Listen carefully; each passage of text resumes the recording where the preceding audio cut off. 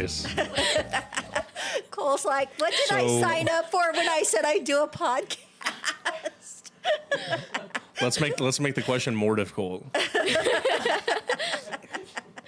Let's say your mom says that you need to read her book. Oh. Okay. She's waiting for the audio. And you need to read it by tomorrow. Oh. At the end of the day. It's 193 pages. Oh, that's not that bad. Okay. So right there, Well, then you should be able right to there, do you it. already have a positive attitude about it. You're like, oh, okay, that's not that bad. That's something that I can definitely do. It's due by tomorrow. It's like the 500 page, like the 300, 500 page ones that are like, just. I didn't write War and Peace. I wrote Unacceptable Lies. But you should go buy right now. So you have to read her book by 4 p.m. Oh. Right? And all of a sudden tomorrow rolls around and it's 2:30 p.m. and you're thinking about going and watching a movie with your friends later, probably a horror movie. Yeah. Are you going to read the entire book, and are you really going to be able to grasp any information that you receive from it? Or are you going to skip a couple of pages and skim through a couple of pages? Oh, he's calling her out. He knows Madison already. Okay, so I do that naturally, but like when I read a book, I skim through it, but when I see an important like part of the plot, I write it down because when I read a book, I don't obtain all the information like at all. Like I'm just kind of reading. So whenever I feel like it's an important part, I write it down and make sure I have it. Or like I have like those like little sticky notes that you put in your little book. So I have those. So that's You gonna be able to take all those notes and put all those sticky notes and highlight all of those important Probably things in an not. hour? Probably not, but So if you start right now, then you're probably going to do a little bit of a better job, right? yeah. Okay. The same thing applies when you're doing work. Don't procrastinate. Spend a little bit more time. And then you can find a little bit more like tidbits here and there that are going to help you retain and actually like gain more knowledge. You know what? I should probably start doing that. So then when your mom you really asks you to summarize the book, Oh, there we go. you're going to be like, yeah, chapter 1, chapter 2, chapter 3, you talked about this, and this, versus giving her a summarization where she's going to know that you procrastinated because you're going to be like, Well, I mean, she you're wrote gonna be the like, book. yeah, that one part, and then you're going to pull her book out and you're going to be like, Yeah. yeah, that sticky note I have in the middle of the book because I opened it halfway and then started, right? Yeah. Well, and Cole, what you don't understand is I wrote the book for Madison. And so, Oh, okay. So Okay. she still hasn't read it yet. But we're waiting for it to I be hate printed. reading. We're waiting for it to be hate printed. When we're done here, I'm reading. definitely going to make sure that I buy the book. Oh, well, thank you. So make sure you go and buy the book. Talk2Me, podcast.com. So, I tell you. Do you see what I have to deal with, though? It's like, okay, so think about your mom in this moment, right? How would she deal with a child like Madison? Do you really want to know? Yeah. Tell us. Give me some tea. Give me some help here. I love my mom to death. If I was doing something that my mom didn't necessarily agree with, then she would just kind of give me this look. Okay. Yeah, and this look is like very distinct. Okay. You can ask anybody that really knows me. I have the same skill set where I can just give somebody like a look. The look. And There's they just know that I'm like, no. No, don't mess with it. Yeah. Don't go any further. She has a weird look like that. Hey. It's like scary. It like I don't know. It's just like a weird look that just like fear. And It's I'm not like, very whoa. often. It's not very often that you push me over, honestly. I think that she would honestly probably just ask me. So in this case, she'd be asking you like a really challenging question. Like, is this really what you want? Is it what I want? I don't know. Answer the question. I don't know. She wouldn't let me say I don't know. Oh, Yeah. I don't know isn't an answer. There you go. it's a good enough answer for me. Can I touch on that really quick? Yeah. Okay. Go ahead. So when I was in school, and even like to this very day, if somebody gives like, let's say a professor gets done with a lecture or they're talking about something, or your like leader, your boss or something like that just gets done giving this like huge message, or again, a lecture or whatever it may be with all of this like pertinent information, and somebody raises their hand and they give a summarization or an answer to a question, and it's like extremely well thought out and logical, and it makes a lot of sense.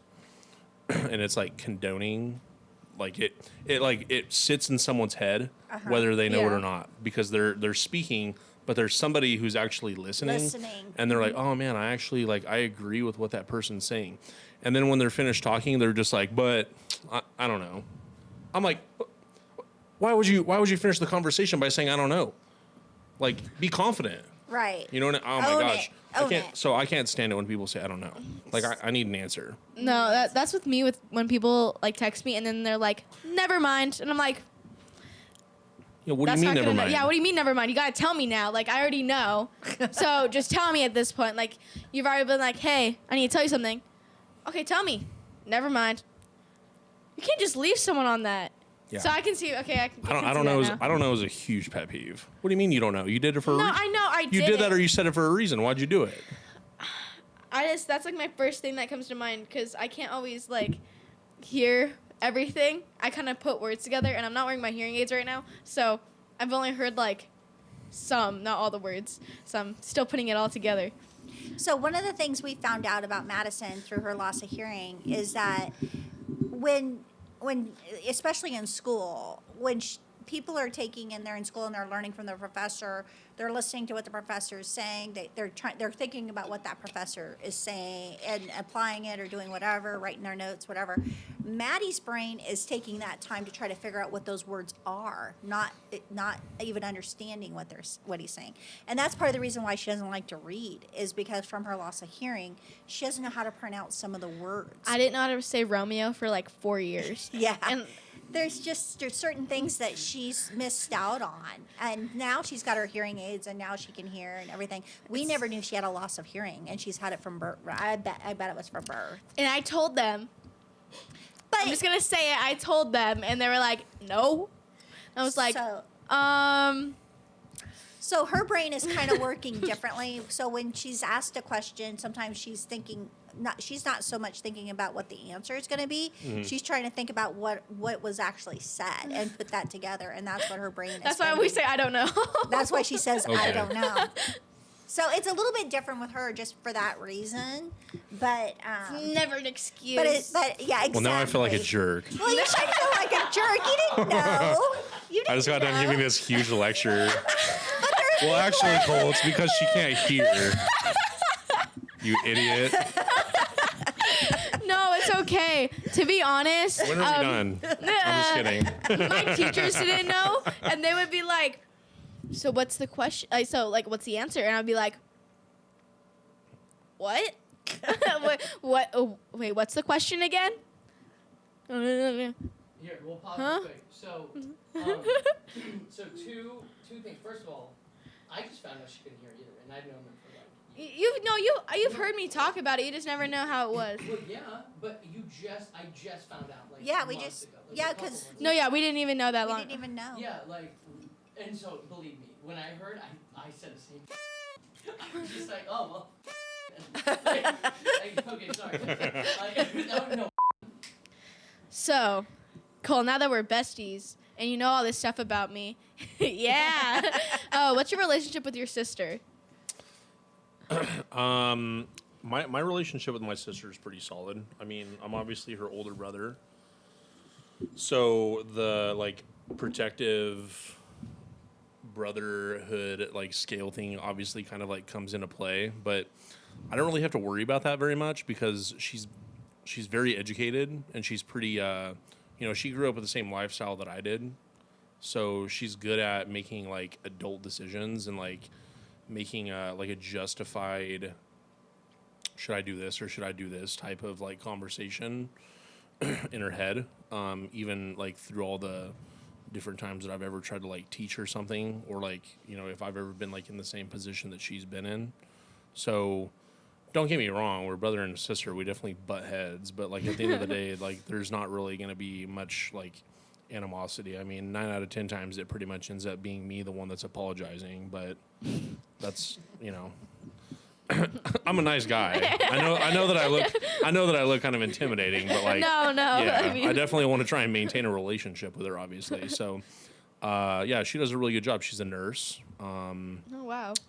Yeah, so she always likes to talk smack to me and say that she made more money than I did, and I'm just like, no, you didn't. But like, you can keep trying because obviously then she'll keep trying to make more money. Yeah. Yeah. Uh, Little competition. Yeah. So she has the competitive nature as well. yeah, but it's solid. So I will say that anytime she ever has like a question about like work or something like that, because like she likes to have conversations with her boss if she doesn't like agree with something, which I'm very like supportive about because I feel like in her so recently, for example, she felt like she was in a position where she should have like been able to like earn more money, but she didn't really know how to like approach her boss or like have a conversation with her boss about it. And I just kind of like laid out like, A, B, and C, step 1, step 2, step 3. These are like some things that you should do, and I would obviously like happily write something out for her to like a script for her to kind of like follow.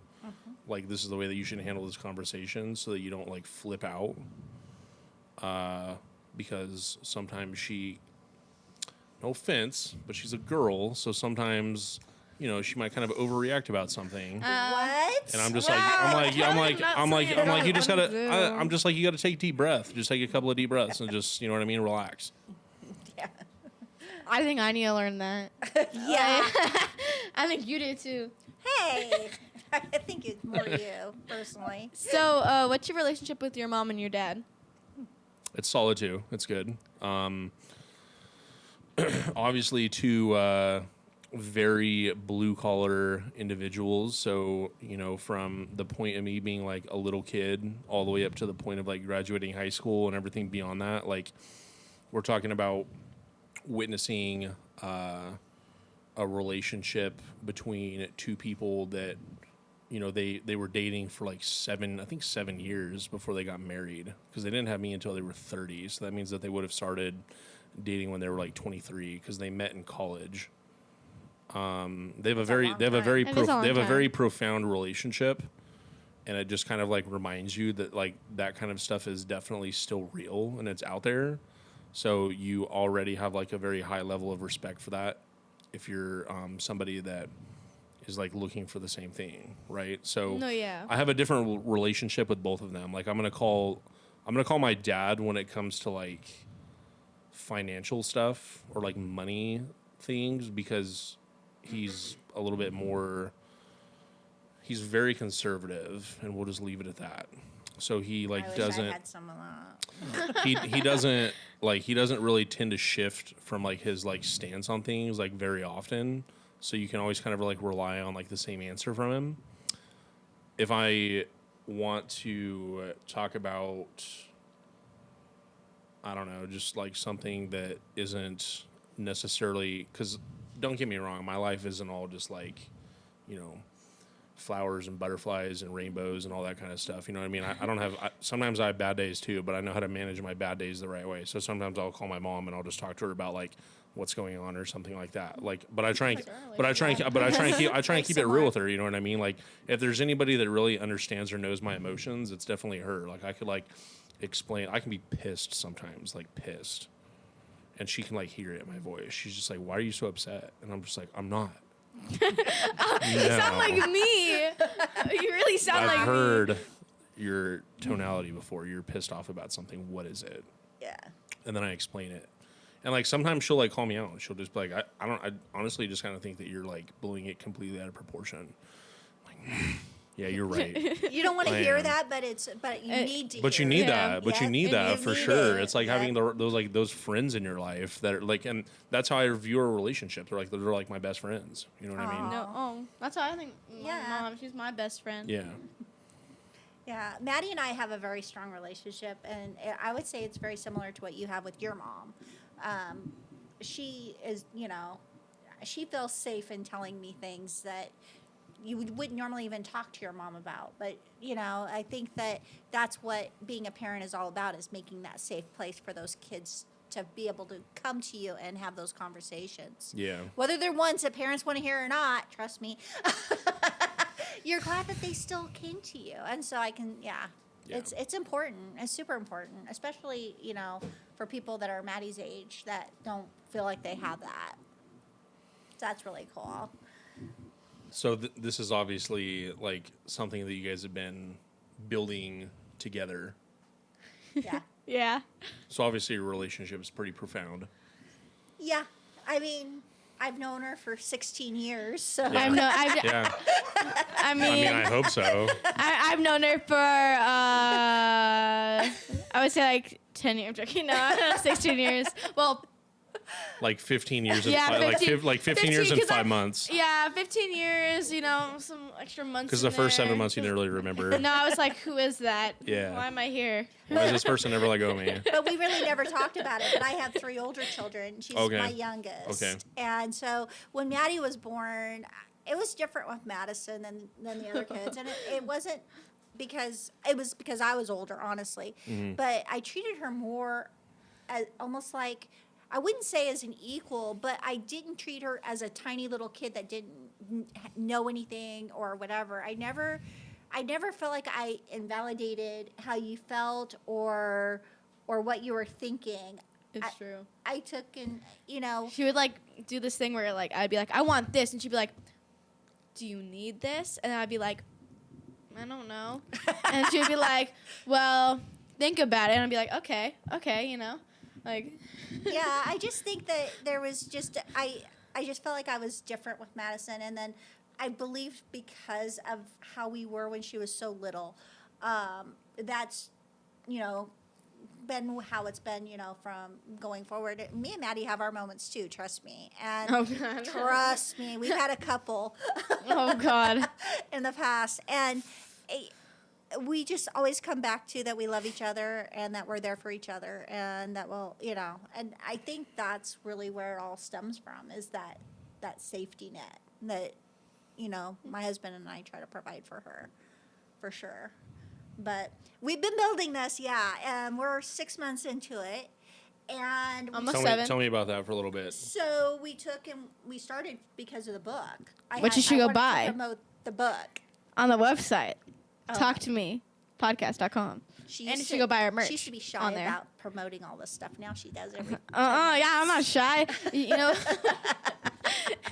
So we started with just like literally barely anything here, just kind of sitting in front of a microphone, just talking about our relationships and telling the dumb stuff that happens to us, which is actually pretty funny. The dumb things that happens to us. That's pretty unusual, but we took and we realized through those conversations in front of a camera what our voices of us together. Like, we still have our own individual voices, but I feel like we have a combined voice when we're here in the podcast, because we believe in the same thing and we have the same mission, and that is to help people with their relationships and understand how to grow those relationships and how to have those stronger relationships. And also for people to understand what those relationships really mean to people. And so that's kind of where we've kind of grown this, and that's why we've asked you to come on, because you have such a fascinating story from growing up in such a small town and taking, you know, the success that you had in a small town and transitioning that into a large town in Denver and in college and playing sports, and then taking and then being a mentor to people like our producer, you know, and, you know, being his manager, and then taking and doing that now with multiple people, you know, in all these small businesses and helping them thrive and understand how to do their businesses better.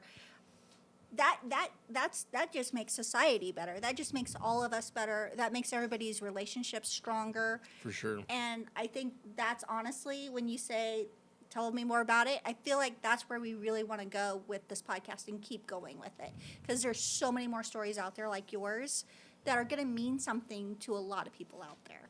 And we just thank you so much for sharing it, honestly. I know. It's not easy, guys. It's not easy to sit in front of the camera and be interviewed by a 16-year-old. And I'm not saying my age. My mom taught me to never ask a woman how old she is. There you go. So you said 6 months into this? Yeah. Almost 7. So what's your vision? What's your core purpose? What are some like values and things that you bring to the table? Because any successful business obviously has like a vision. Right. And I don't want to refer to it as a business, obviously, but you know, we obviously can't really just like, you know, go against the grain here. Like at the end of the day. we're trying to I think I you're can trying to answer you're this. trying to produce something, right? Go So ahead. your vision and your goal obviously is going to be the thing that you rely on and wake up to and look forward to on a daily basis. Yeah. Right? So to be honest, I think our goal is for people to like listen in and hear other people's stories and know that they're not alone, because a lot of people have like similar stories and they don't know how to deal with it, or even think about like, wow, I'm in, like that's sounds a lot like my story. Wow, I want to listen in and learn, how they became so successful with everything. Like that's what we want to share. And also we want to share my mom's amazing book and how But it is part of the Yeah. book. That's the story Yeah. of the book, honestly, is how to not judge people and put people in a box and let them thrive and be who they're going to be and learn from Yeah. some of those more difficult times in lives and move past that. So that's literally what Unacceptable Lives, honestly, the story is about. So that's kind of, so Yeah. the podcast really follows that. which you should go follow on YouTube down below. Hit the notification button and the subscribe button, and go follow us on TikTok and Instagram. Talk2Me, the podcast, and go follow us on Spotify and Apple Music and Google Music at Talk2Me. Two. The number two. Thanks, Cole, so much Thank for you coming so much for on. coming on. You're welcome. We really appreciate I it. appreciate the opportunity. Okay.